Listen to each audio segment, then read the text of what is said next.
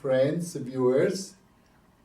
This time I will share something more on the road to dialogue. This is our show. We say that we are moving on the road to dialogue.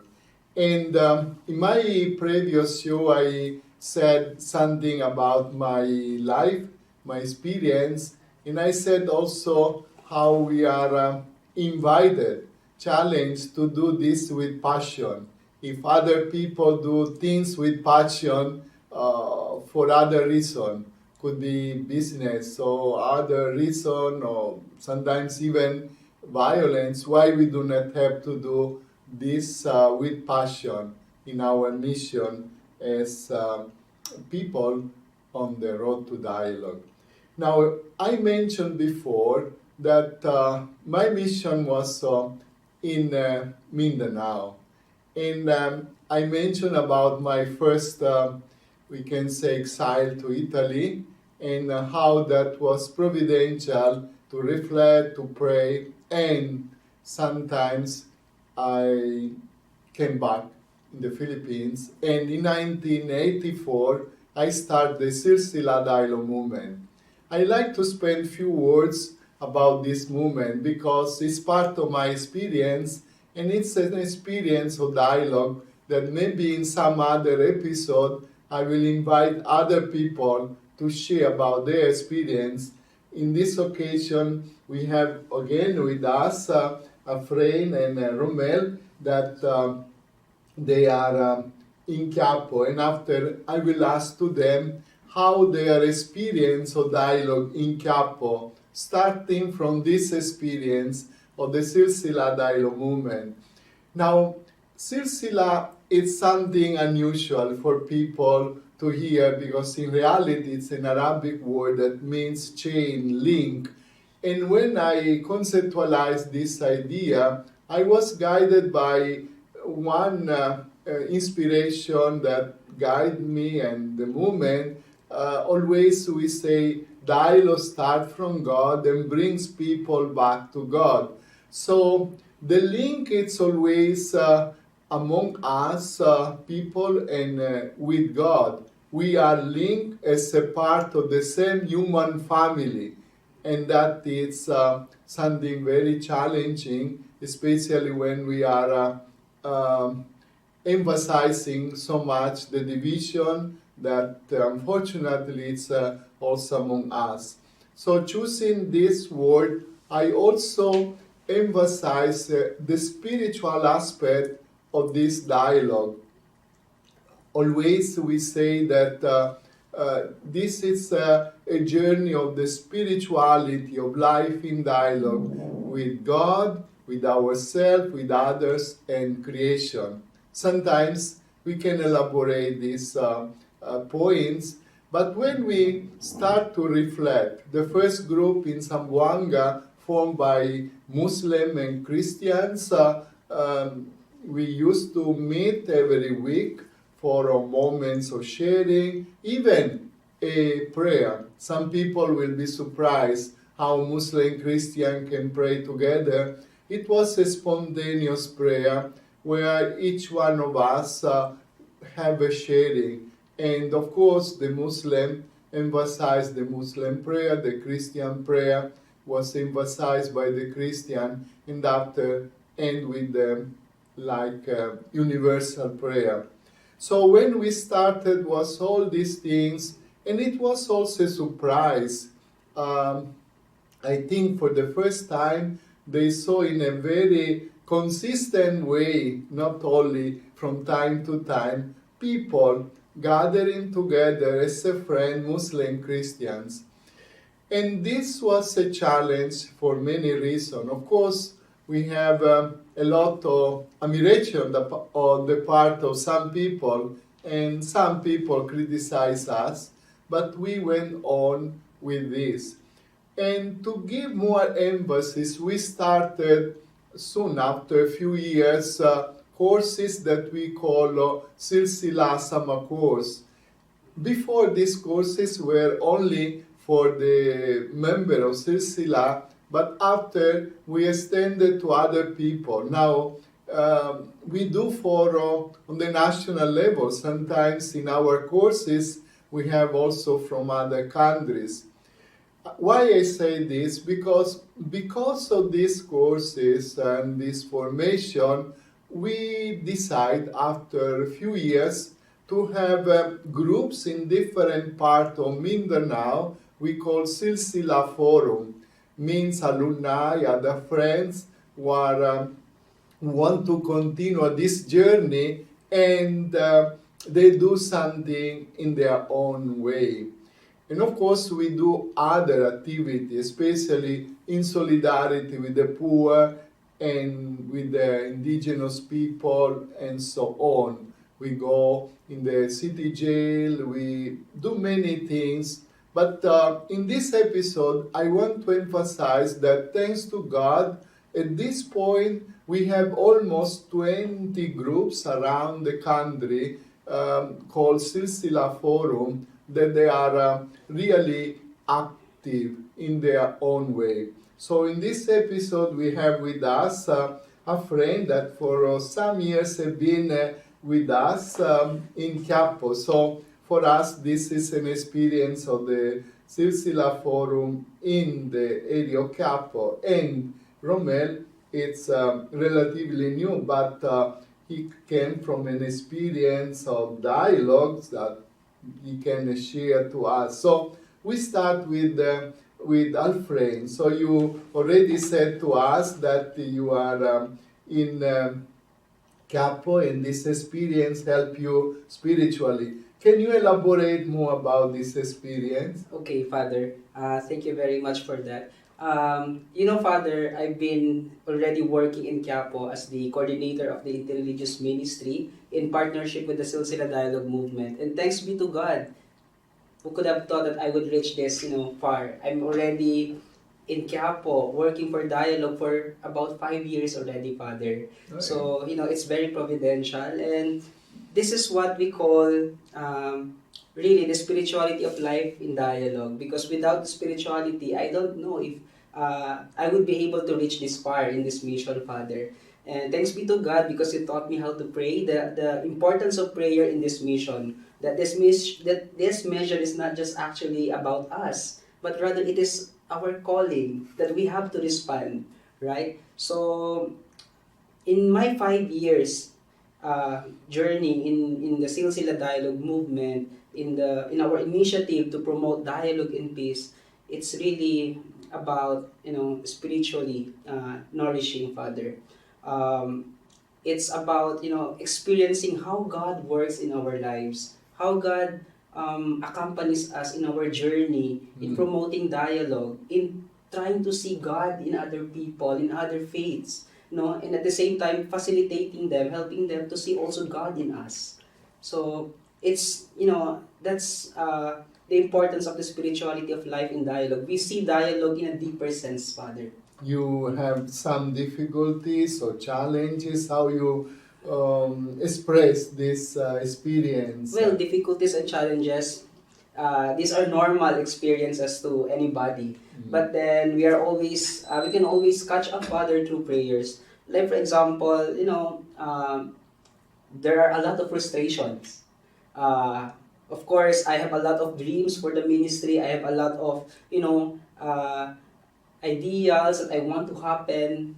But then reality would say that, as I always try to remember what you are always telling me, reminding me that we always have to start from where we are. We have to always start from what we have, because no matter how we want things to be, but the situation, sometimes is not in favor with us. But of course, as what you've said, in this time, where violence all around, discrimination, of course, that's really the challenge. But especially in Quiapo, especially in sometimes there is, Quiapo, we know also from the newspapers some form of yes, violence for different reasons, but there are some yes, possible Father. Sometimes we are always questioned why you are doing dialogue, why you are here in the Muslim community. You are here to convert us. Sometimes you will be branded that way. And sometimes even Christians would question you, why you are doing that? No, you don't have to do that. These people are,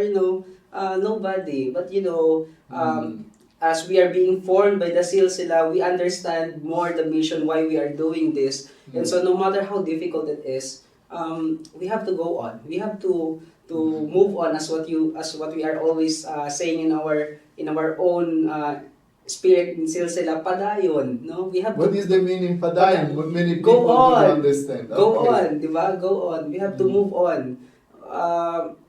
We have to be more determined to promote dialogue, because as what fathers have said, if the terrorists are determined, we have to be more determined in promoting peace. Yes. Right, Romel?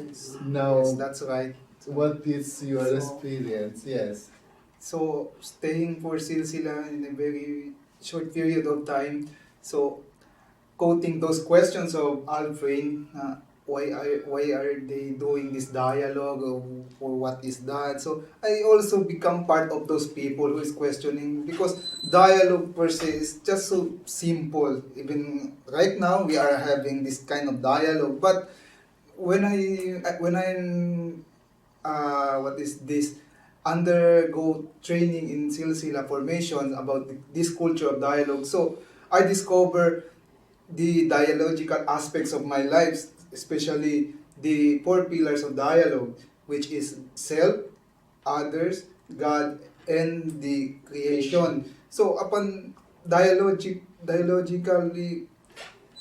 reflecting of myself, so I discovered that I'm so close-minded for others. I don't recognize other religions because I am a Catholic, something like that.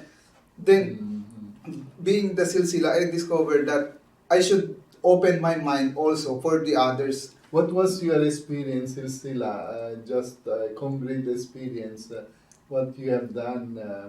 Well, when I was still in Silsila, no, I mingle with other faith like Muslims and what is this alliance? No? Then we talk, we share ideas, I our understand that biases. it's also immersion, no? Yes, Father. The immersions happen. If I am a Christian, I'll stay in the Muslims, and if I'm Muslim, also will stay in the Christian. So, Something like that. I think this is a great experience. Always, already for so many years, 33 years, we have done all these courses.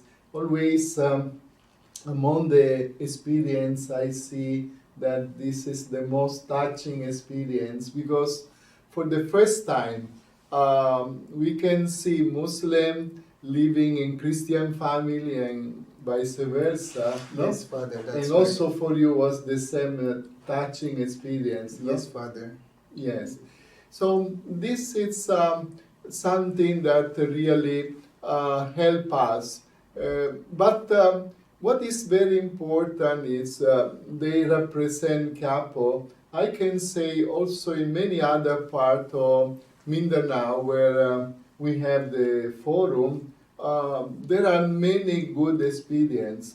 Maybe in some other occasion we will talk about a new experience that we are developing all around the country. But any other thing you want to add, Alfred, about your experience or your being 5 years in Quiapo? Of course, personally, I've been in Quiapo many times to visit, to join to some initiative, and it's always touching to pass there in that 100 meter from one road to another, hundreds of people, Muslim and Christians, and we know that unfortunately sometimes there are some misunderstanding because business, etc.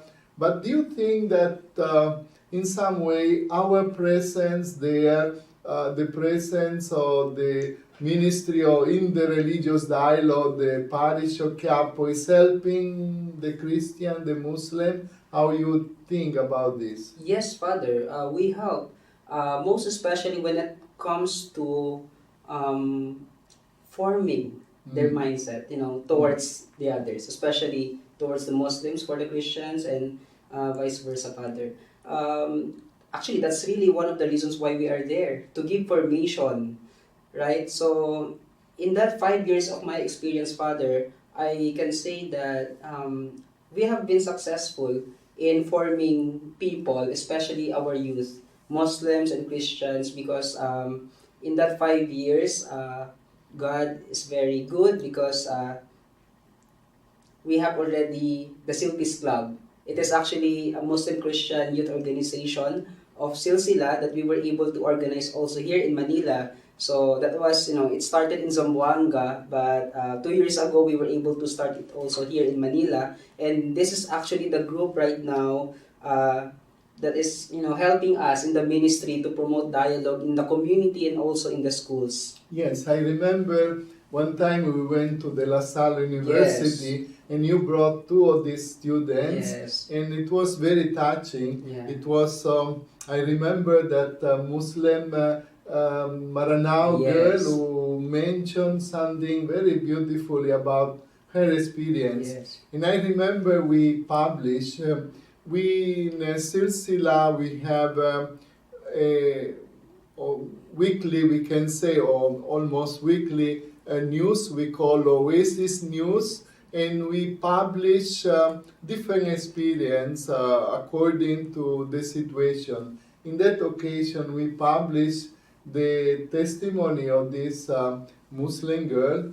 I understand that Muslim girl in some way has some difficulty Yes. to convince the parents Yes. to be in dialogue, but she was very determined, no? Yes, Father. Actually, after that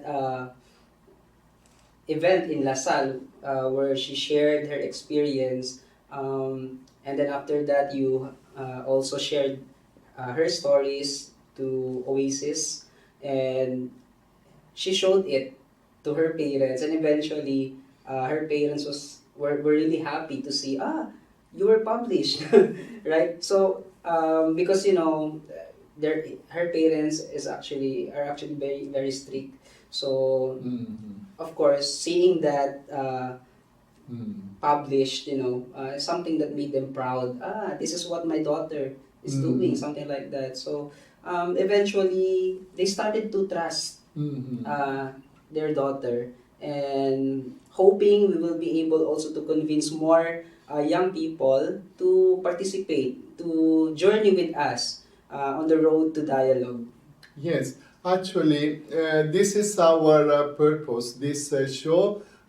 It's also an occasion to present a lot of experience along the way. And of course, this experience with the youth is one. Of course, another, of course, Chiapo experience is also another one. Of course, I was touched when years ago, Monsignor Clem came and said, look, Quiapo, it's a very unique place in the Philippines. We have the church of Quiapo with all the devotion, the tradition, and we have the Golden Mosque, just a little distance with all the reality of this Golden Mosque. So we try always to read the signs of the time. This is what is important. We try in Silsila, but also we encourage everyone. Sometimes the Lord give us occasions, and these occasions are situations where we have to reflect what the Lord is telling me in this situation. So if I have to summarize this experience of so many years of Silsila, 35 years, I can say really it's a story. One time I wrote a book called To a Dream. It's also in our website. By the way, the website of Silsila is silsiladialogue.com, one word, and you find all these stories, even documentaries and many other things that we share. why I explain this about silsila, not only because it's something dear to me, because I'm the one who initiate, but this experience now is the experience of many.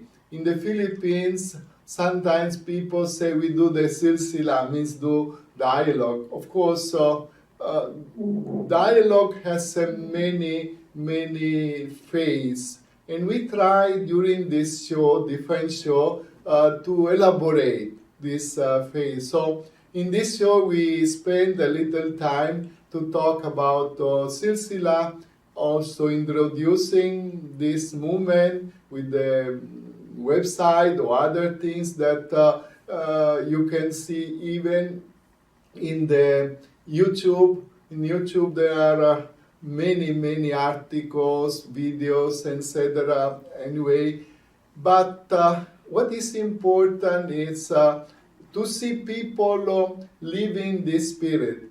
This year we are celebrating the 35th anniversary of Silsila, and we decided to have the theme Silsila, a sign of hope in the midst of divisions and conflict.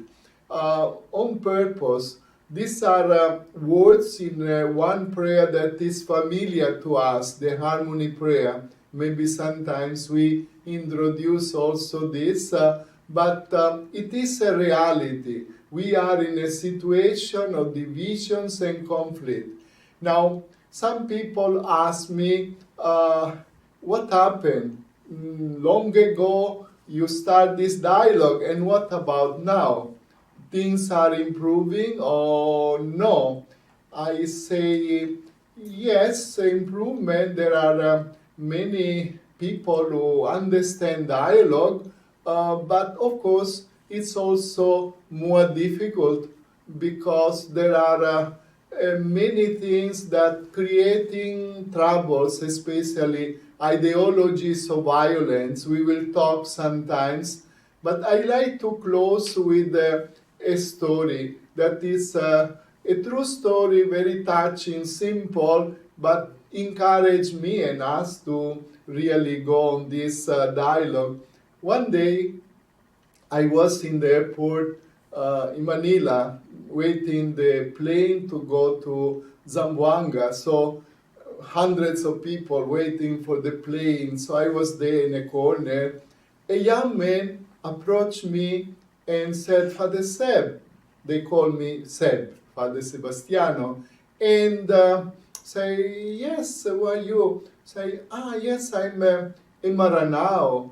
I've been in the summer course of Silsila years ago, and actually I have to confess, when I went there, I went with that sense of doubt, no? What is this Silsila? And especially some people knowing that it's a priest starting this movement. And he said, I was even quite radical in my ideology, not really dialogical. But when I went to Silsila, I changed idea. I understood that this is really a dialogue, important, and it's a sincere dialogue. And now I'm in charge of a position in the PED in Lanao, and I spread dialogue. So this story with so many stories, good stories, help me and also help us to say, do not get discouraged, no matter how. There are also many other stories of violence, of tension, of fear, but we have to move with more determination. So we close this show. There are many, of course, positive experiences in this journey. There are also negative experiences, but we have always to journey with hope. Thank you very much, Alfred, for your beautiful experience. Also to you, Romel, for your experience in Campo Padayon. And I'm Father Sebastiano D'Ambra, and we journey together on the road to dialogue.